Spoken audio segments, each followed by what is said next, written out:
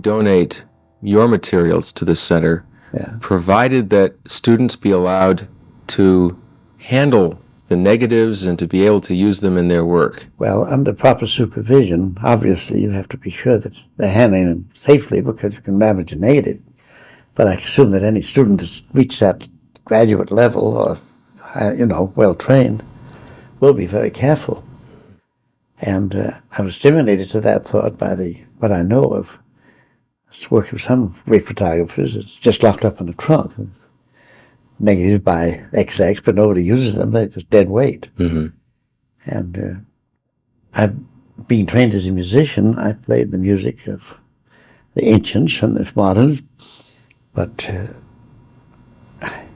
on my grand piano I could perform Frescobaldi and Mozart and Bach and Beethoven, and none of those composers had any idea what a grand piano, a modern piano, sounded like. So in a sense it is an interpretation of maybe a transcription with the certain enhancement that the medium allows. Mm-hmm. And I figure, well, the next step in photography is going to be the electronic image, and it'll be very important, both technically and creatively, or artistically, I don't know what word is just right there, to be able to take the negative of a photographer and interpret it in a more modern idiom. Mm-hmm. And a lot of photographers will say, nobody's going to make a print from my negative. I made the only good print that's possible, and so on and so on. Well, that's not exactly right, because none of the prints any of us make come up to the ideal, what we visualize. It comes pretty close, but still you have the limitations of the medium. Mm-hmm. And as the medium expands in its controls, more and more is to be found in these pictures, negatives. Well, you've said that the negative is the musical score and the print is the No, it wasn't exactly performance. What I meant, what I really said was that because you work, you first visualize the entire thing, find the picture. Then you work through the subject, that is the evaluation of subject values, and the development procedures, and you get a negative which carries the information that you need to make the print. So I would say then that the negative is comparable to the composer's score, and the print's the performance. Mm-hmm. And of course, the performance had a wide variation, providing it is naturally adheres to the basic musical pattern. But I know that I've made, as the years go by, I make prints that are quite different from my original prints. They turn out to be enhancements of the original idea, but they do have a different visual aspect. Mm-hmm. And the same thing applies to music. I've heard some great pianists over 20, 30 years, and they by no means are a strict duplication every concert. They're very free. Are you bothered, sir, at all by the celebrity that's been attached to your work, or do you think that it's a necessary evil in our society today? I didn't think about it at all. It's one of those things you simply do what seems to be appropriate at the time. And when we started the group F64 in Berkeley, San Francisco, it's just a sort of a pictorial manifestation, straight photographic ideas. And we had no idea what the effect that would have. It just happened to be at the correct moment when they needed a switch from the conventional, we call it pictorial modes, back when we searched for the aesthetics of the straight photographic image. Well, that had quite a profound effect that we didn't anticipate. So most of the things I've done were not ever anticipated, even in part, the impact or the lack of it, until quite a long time after. So here I find myself now being a very well-known personality because I've been on the air so much, been in TV and the books, and I guess it's just a logical outcome. Uh-huh. But I had no anticipation of that happening. Now that sounds like I'm trying to be cute about it, but it's a fact that I'm reasonably successful as a professional photographer and deeply interested in the environment, and found that my pictures function with environmental work.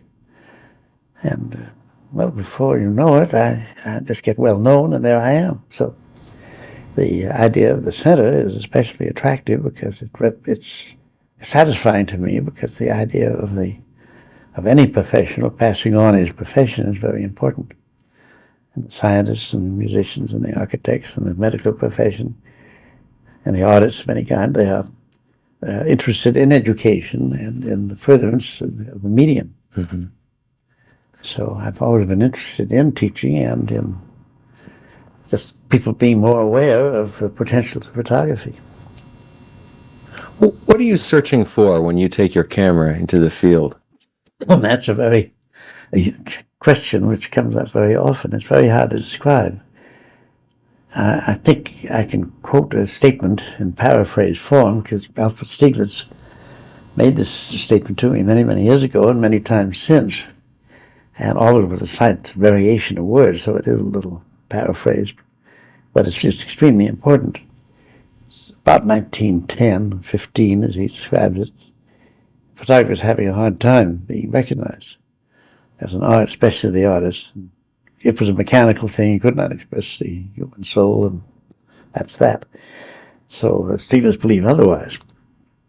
And one day somebody said to him in a rather condescending tone, "What is this so-called creative photography, and how do you make a creative photograph?"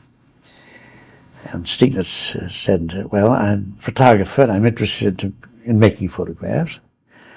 And I go out into the world with my camera, and I come across something that interests me deeply. And I see the image in my mind's eye, I make the photograph, and I give you the print as the equivalent of what I saw and felt." So the word equivalent is very important. It's not a replica, it's not a duplication of what he saw, it's an optical image in terms of silver. But it is the equivalent in both what was seen as evidence and what was felt as deep expression. And that's sort of the summation of creative art in any field. Mm-hmm. Except that especially in contemporary art, you have excursions into the non-objective world and the abstract expressionist, where it's not so much what you've seen, but it certainly is something felt. It's not an optically seen image, put it that way. Sure. But the photograph is extremely accurate from the point of view of optical rendition of shapes. And my prints, none of the values are realistic.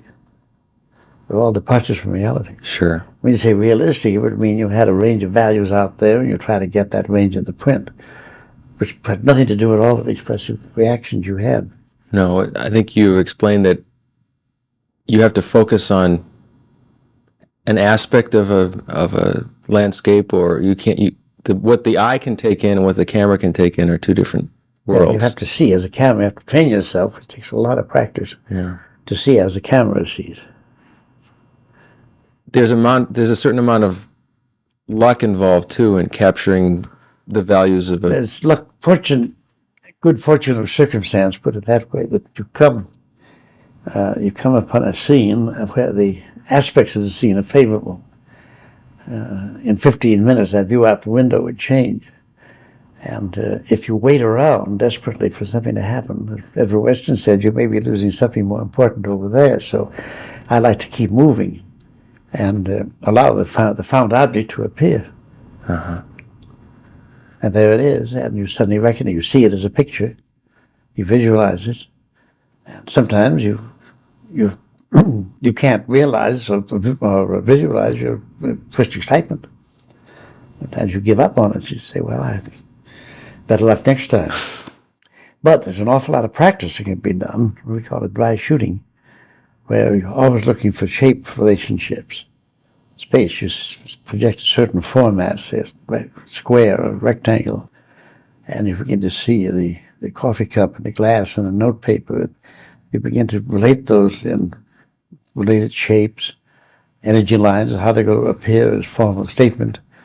And then you practice in your mind or with the actual camera, how you adjust the camera for depth of field and focus and scale. And then you think about the values, and then you go on to something else. You don't necessarily make the photograph anymore, than you perform the scales and chords and chaining exercises in concert.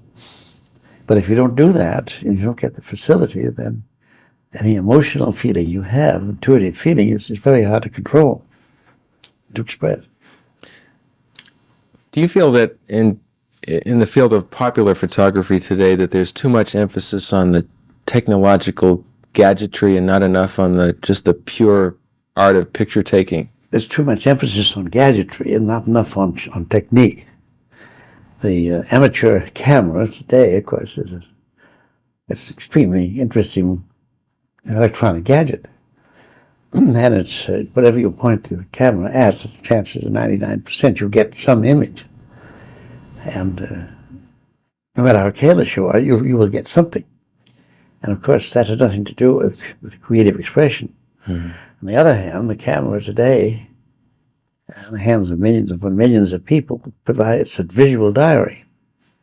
And if you get all the billions of pictures and put them together in some way, integrate them, you would have a tremendous coverage of history. But that again is something different from the creative aspect. Mm-hmm. Documentation. I always say this, if you have to have categories, you can divide them into the photo technician, the man who was simply concerned with making an image and concerned with the process of making it. And you have the photo recorder and the photo documentary person, social scene, the photojournalist, the professional photographer who does what he's asked to do for advertising and other reasons, the photo poet. So photography is therefore a very large language, very inclusive. And one aspect is no less valuable than another. But it's interesting to say that it's a field of know from experience that when the photo poet, when that quality, the poetic image, is applied to almost anything, it improves it. And the Dorothea Lange photographs of the Dust Bowl, there were quite a number of very good photographers, documentary people, and they covered the scene very well. But she was just about the only one that really had the intense feeling, both humanist and creative. So her pictures have that additional quality. Mm-hmm. And you've forgotten most of the others except from the historical point of view. But you're not going to forget Dorothea Lange as an artist. I've read that you have realized over the course of your career that some things work for you and some things don't. For instance, you were all set to do a documentary of San Francisco. Well, yes, I was asked several times to do a book on San Francisco, which my immediate enthusiasm was evident. And I started thinking about it and planning the book. And then I get out in the field and I don't see any photograph. I see a lot of scenes and a lot of the City Hall, the Stevenson Monument, and the Golden Gate Bridge, and so on and so forth, but I don't see pictures. I don't understand that. Well, I didn't see things that excited me from the aesthetic level, emotional level, because you can have a certain excitement from the subject. Like I said, the hotel rooms are very comfortable, but I have no desire to photograph this room. But if I'm a professional photographer, the Hotel Corporation would want pictures of the room, and once I accepted doing them, I was doing the best I could. And then you add craft quality and you do something with lighting. You get the best image you can, but that's very different from the found object. See, the professional has assignments from without, and the creative artist has assignments from within. And that's why Weston was just hopeless when it came to any assignment. He could see nothing. In his darkest days, in the middle of depression, he was having a terrible time. My good friend Albert Bender, a patron, he arranged with MJB Coffee Company for a series of what was then called institutional advertisements, just a dozen beautiful compositions of beautiful English white china coffee cups with coffee in them, and all it stayed out the bottom MJB. Well, the head was very grateful for it, and they sent the china set and all the coffee he needed, and he worked and he worked and he worked, and finally he says, I can't do it. I'm just pushing cups and things together, and nothing happened. And he could have made a beautiful photograph, but if it didn't mean anything to him, he just wouldn't consider it. Mm-hmm. And most advertising, or most professional work you see today is really a matter of stage setting. And stuff is very beautiful, but it's done outside there in the set. And the colors are put together, and objects are related to accessory things and backgrounds. And the lighting's controlled, both in contrast and color quality. And the camera merely records this contrivance. I don't mean that in a negative way. This contrived scene, stage set, it records that. And that's a very different thing from going out in the streets or in the woods. It's coming across something which you recognize and you can make into a very exciting image without manipulating the image.